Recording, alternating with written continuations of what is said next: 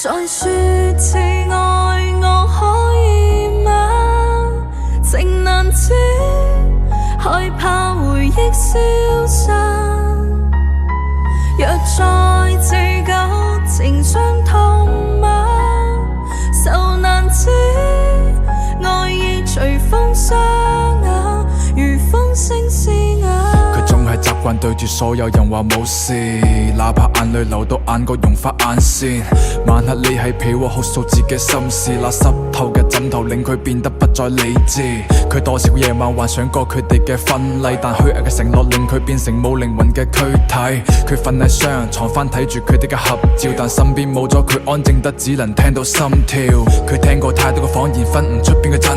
佢以為佢不懂愛，直到見到佢愛佢灰心。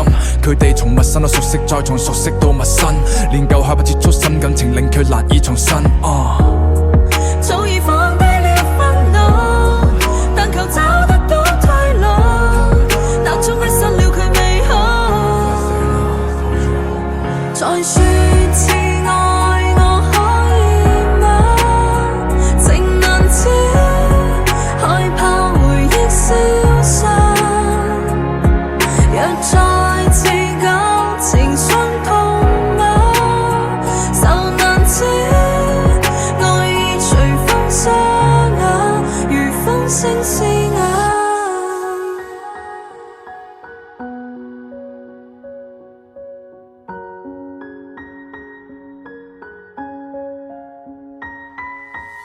佢哋嘅感情就好似兩粒褪黑素，失眠嘅夜晚佢哋相互溶解最枯燥。感情一旦變化，佢明白好難復舊如初。佢不忍講出嚟分手，因為佢先放棄最初。佢開始好少社交更新佢嘅動態，萬寶陸續漸嘅成為佢嘅救贖同埋依賴。慢熱嘅佢覺得好難再次愛上一個人，更不能似烈嗰時滿腔熱情愛一個人。佢成為嘅權衡利弊抉擇過後嘅落選身份，記憶中嘅佢就好似一陣雲煙飄過咗不緊。佢感覺患上呢一種心病叫做難捨的人，陌生嘅關係令佢諗起那熟悉的輕吻。